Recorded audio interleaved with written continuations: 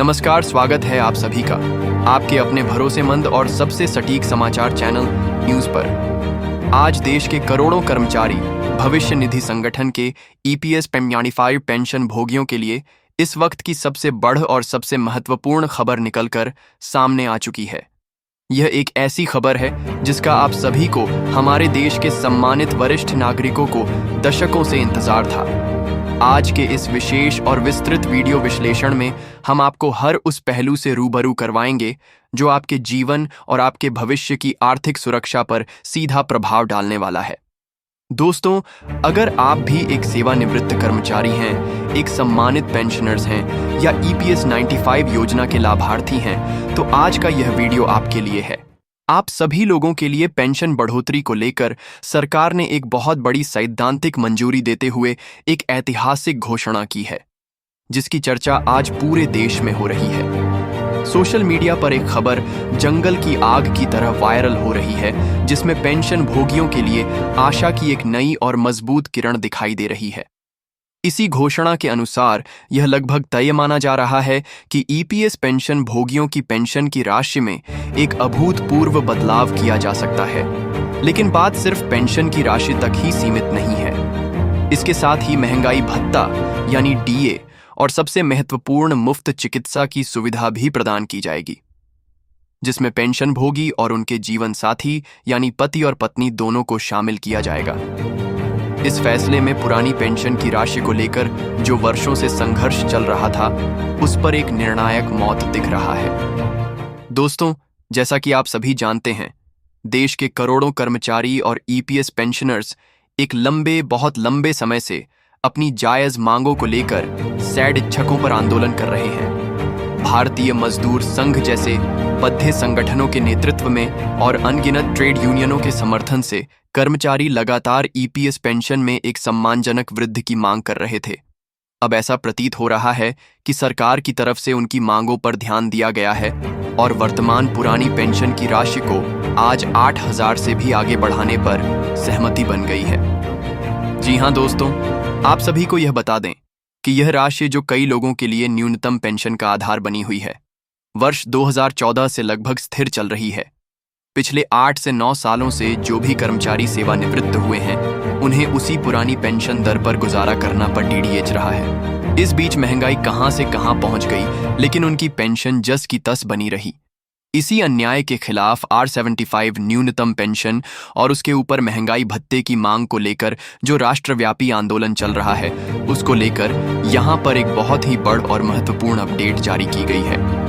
इस आंदोलन के सबसे बड़ नायक सेवानिवृत्त कर्मचारियों और सेना के जवानों के हकों की आवाज बुलंद करने वाले कमांडर अशोक रावत की तरफ से एक राष्ट्रव्यापी आंदोलन की बड़ी घोषणा की गई थी।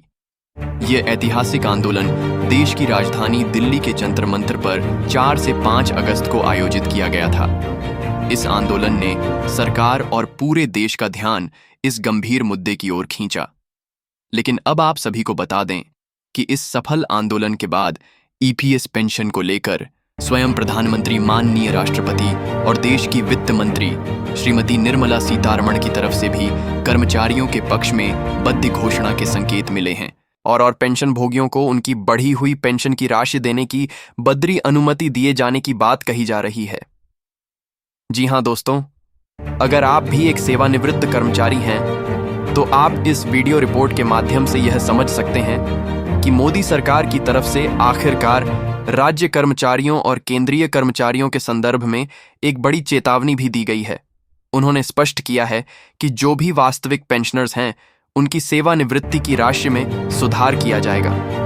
पहले यह राशि 4,000 से लेकर 8,000 तक भी की गई थी, लेकिन अब जो 2014 से RSR 8,000 की पुरानी पेंशन चल रही है, उसमें एक बड़ा और सकारात्मक बदलाव किया जाएगा। ऐसी खबरें हैं कि पुरानी पेंशन में RS 8,000 से लेकर RS और 14,000 तक का बदलाव भी किया जा सकता है, जो कि एक बहुत बद्री छलांग होगी। इसको लेकर पूरे देश भर के कर्मचारियों, विशेषकर सेना के सेवानिवृत्त कर्मचारियों में उत्साह का माहौल है और इसे प्रधानमंत्री की तरफ से एक बड़ी घोषणा के रूप में देखा जा रहा है। दोस्तों, ये सुबह से लेकर शाम तक पेंशन से जुद्दी बद्दी खबरें आती रहती हैं, जो हमारे चैनल के माध्यम से आपको सबसे पहले और सबसे प्रामाणिक रूप से मिलती रहती है। इसीलिए अगर आप इस महत्वपूर्ण मुद्दे पर कोई भी अपडेट नहीं चूकना चाहते तो हमारे चैनल को सब्सक्राइब जरूर कर लें। और अगर आपको हमारी ये मेहनत पसंद आ रही है तो इस वीडियो को एक प्यारा सा लाइक भी कर दें, क्योंकि दोस्तों, देश के सबसे बड़े और सबसे भरोसेमंद YouTube चैनलों में अगर किसी की गणना की जाए तो आपका यह अपना चैनल माना जाता है, क्योंकि हमारे चैनल के माध्यम से जो भी पेंशन के बारे में और हर सरकारी कर्मचारी, सेवानिवृत्त और सेना के जवानों के लिए जो भी अपडेट डेट सुबह से लेकर शाम तक आती है, वह आप लोगों तक हमारे चैनल के माध्यम से पूरी सच्चाई और सही तरीके से पहुंचाया जाता है। अब हम उस मुद्दे पर आते हैं जो हाल के दिनों में बहुत चर्चा में रहा है। दोस्तों, आप सभी को बता दें कि जो कर्मचारी, सेवानिवृत्त और सेना के जवान 4 अगस्त से 5 अगस्त तक जंतर मंतर पर कमांडर अशोक रावत जी की अपील पर पुरानी पेंशन के लिए आंदोलन कर रहे थे, उनके आंदोलन की गूंज अब संसद तक पहुंच चुकी है। लेकिन इसी बीच सरकार ने उन लोगों पर भी नकेल कसने का मन बनाया है जो झूठे आंदोलन चला रहे हैं और कर्मचारियों को गुमराह कर रहे हैं। सरकार ने यहां पर एक बड़ घोषणा नई दिल्ली आंदोलन के साथ की है, जिसमें यह स्पष्ट किया गया है कि पेंशन में बदलाव केवल वास्तविक और लंबे समय से संघर्ष कर रहे संगठनों की मांगों के आधार पर ही देखने को मिलेगा। प्रधानमंत्री को एक बड्ड पत्र देते हुए सरकार की तरफ से यह स्पष्ट किया गया है कि जो असली ईपीएस पेंशनर्स हैं, कर्मचारी हैं, सेवानिवृत्त हैं, उनकी पेंशन वाकई में बहुत कम है। आज भी स्थिति यह है कि उनकी पेंशन 7,000 से लेकर 8 से ज्यादा नहीं मिल रही है। देश में करोड़ों कर्मचारी ऐसे हैं, लाखों पेंशन भोगी ऐसे हैं, जिन्हें मुश्किल से 8-7 हजार भी पुरानी पेंशन के रूप में नहीं मिल पा रहे हैं। अब इन्हीं कर्मचारियों के लिए सरकार द्वारा एक बड़ी घोषणा की योजना चलाई गई है। इस योजना के तहत उन्हें महंगाई भत्ता यानी डीए के साथ ही साथ RS 10,000 की न्यूनतम पुरानी पेंशन मिलेगी। ये हर कर्मचारी के लिए एक बहुत बड़ी और जीवन बदलने वाली घोषणा जारी की गई है। तो दोस्तों, अगर आप भी एक सेवानिवृत्त कर्मचारी हैं तो आप लोगों के लिए पूरे देश भर में पेंशन को लेकर यह एक बहुत ही बड़ी और सकारात्मक अपडेट जारी की गई है। आप लोग इसका फायदा भी ले सकते हैं। बाकी दोस्तों, अगर आप हमारे चैनल पर नए जुड़े हैं, चाहे आप पेंशनर्स हो, कर्मचारी हो, सेना के जवान हो या सेवानिवृत्त हो, तो आप हमारे चैनल के माध्यम से जरूर जुड़ जाएं। चैनल को सब्सक्राइब कर लें। आपको हमारे चैनल के माध्यम से हर अपडेट, हर जानकारी सुबह से लेकर शाम तक पूरी प्रामाणिकता के साथ दी जाएगी। आइए अब इस पूरे घटनाक्रम का एक गहरा और विस्तृत विश्लेषण करते हैं। जो 4 और 5 अगस्त को जंतर मंतर पर हुआ, वह केवल एक धरना प्रदर्शन नहीं था। वह दशकों से दबी हुई पीठ, अन्याय और उपेक्षा का एक संगठित प्रस्फोटन था। देश के कोने कोने से, उत्तर से लेकर दक्षिण तक, पूर्व से लेकर पश्चिम तक, उम्र के उस पट्टीहाव पर खड्डी ढे हजारों वरिष्ठ नागरिक, जहां उन्हें आराम करना चाहिए था, वे अपने हैक्यू की लड्डी डिहाई के लिए देश की राजधानी में एकत्रित हुए। उनकी आंखों में थकान थी, लेकिन उनके इरादों में फौलाद जैसी मजबूती थी। कमांडर अशोक रावत के नेतृत्व में यह आंदोलन पूरी तरह से अनुशासित और शांतिपूर्ण था, और यही इसकी सबसे बड़ी ताकत थी। इस आंदोलन का मुख्य उद्देश्य सरकार को यह याद दिलाना, न्यूनतम पेंशन जो आज के समय में एक मजाक बनकर रह गई है, उसे बढ़ाकर एक सम्मानजनक स्तर पर लाना अब केवल एक मांग नहीं बल्कि एक आवश्यकता बन गई है।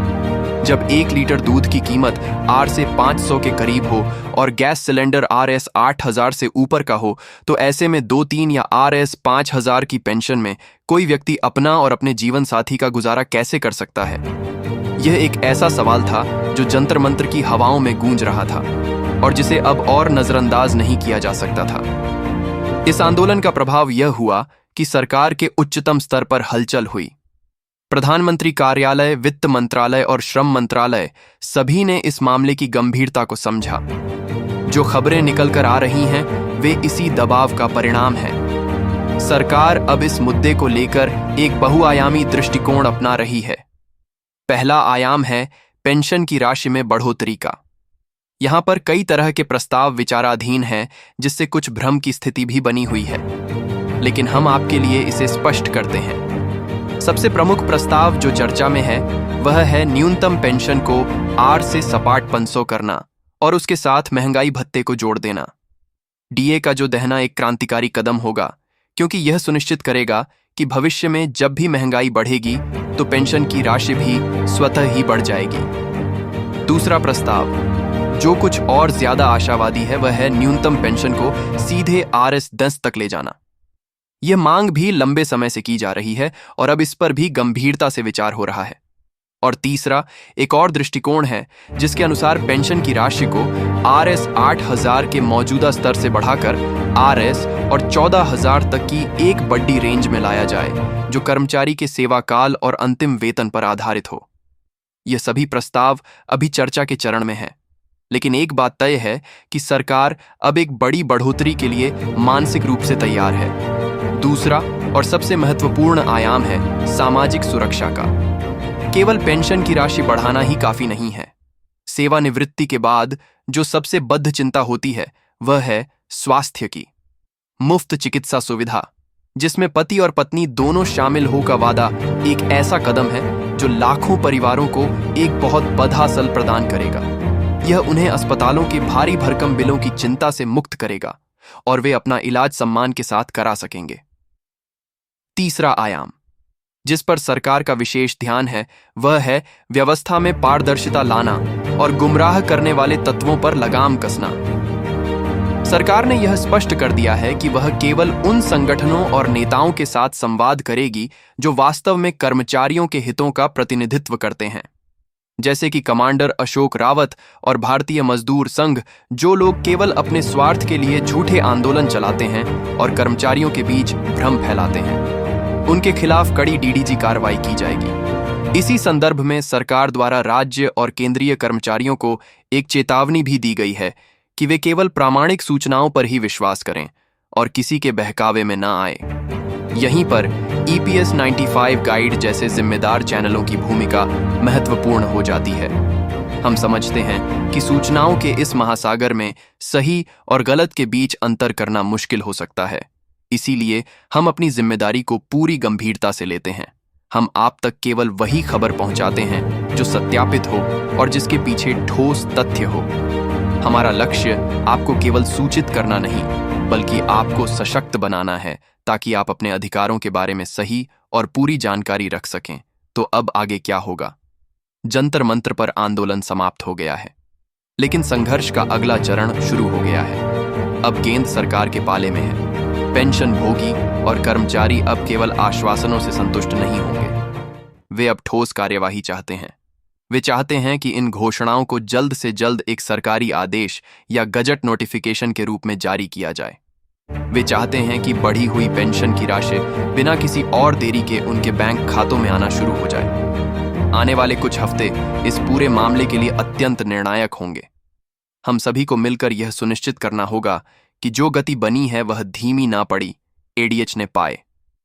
आपको अपने स्तर पर अपने सांसद और विधायक से संपर्क करना चाहिए और उन्हें इस मुद्दे पर सरकार से बात करने के लिए कहना चाहिए। सोशल मीडिया पर अपनी आवाज को बुलंद रखना चाहिए, लेकिन पूरी शालीनता और तथ्यों के साथ हम EPS 95 गाइड पर इस पूरी प्रक्रिया पर अपनी पैनी नजर बनाए रखेंगे। जैसे ही कोई छोटी या बड़ी अपडेट आएगी, चाहे वह मंत्रालय की कोई बैठक हो, किसी सरकारी दस्तावेज का जारी होना हो या कोई आधिकारिक घोषणा, हाँ,